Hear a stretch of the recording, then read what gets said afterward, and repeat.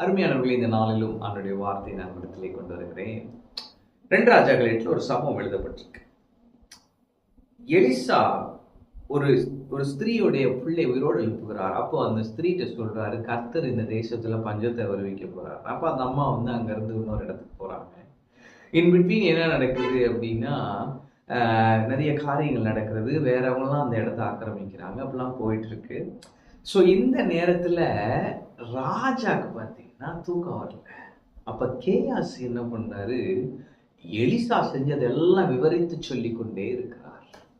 அப்ப இந்த ஸ்திரீயுடைய வாழ்க்கையில நடந்த அற்புதத்தை சொல்லும் பொழுது வசனம் சொல்லுது பாருங்களேன்.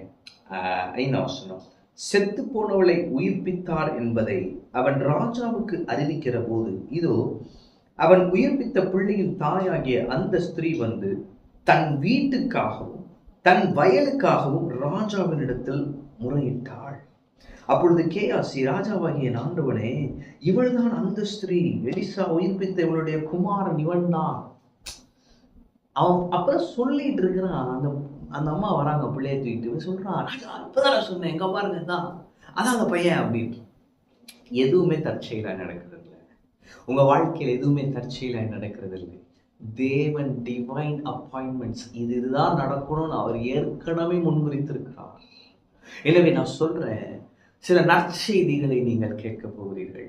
சிலர் உங்களுக்காக உயர்ந்த இடத்துல பேசி கொண்டிருக்கிறார்கள், நீங்கள் அதை பார்க்க போகிறீர்கள். தெய்வீக தயவு, டிவைன் ஃபேவர்ஸ் பார்க்க போறீங்க. 6வது வசனம், ராஜா அந்த ஸ்திரீயை கேட்டதற்கு அவள் அதை அவனுக்கு விவரித்து சொன்னாள். அப்ப ராஜா, என்னம்மா சொல்லுமா, என்னமாச்சு? அந்த அம்மா எல்லாத்தையும் சொல்றாங்க.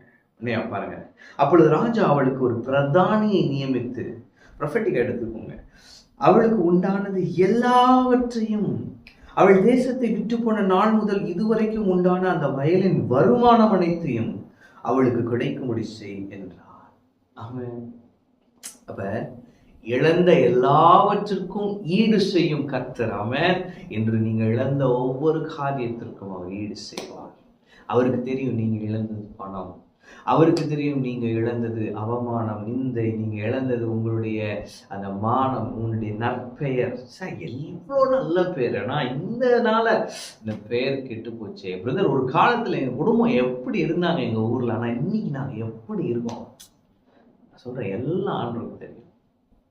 இவன் அவ்வளோ வருஷம் நடந்த எல்லாவற்றுக்கும் தேவையான எல்லாத்தையும் ஒரே நாள்ல செட்டில் பண்றான் பாருங்க.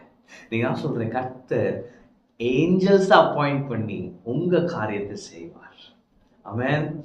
எல்லா வருஷங்கள், இத்தனை வருஷங்கள் எல்லாம் ஓகே தான், ஆண்டவர் ஒரே நாள் அற்புதம் செய்வார். நீங்க நம்புவீங்கன்னா அந்த நாள் இந்த நாள். ஆமென். எனவே எப்படி இந்த ராஜா ஒரு பிரதானியை நியமித்து அவள் இழந்து போன எல்லாவற்றையும் அவனுக்கு கொடுத்தாலும், அதே போல என்று நான் சொல்கிறேன், கர்த்தர் உங்களுக்கான தூதர்களுக்கு கட்டளையிட்டு ஸ்பெஷலா உங்களுக்குன்னு ஒரு ஏஞ்சலை கமாண்ட் பண்ணி அந்த காரியத்தை செய்யும்படியாக அனுப்பியிருக்கிறார்.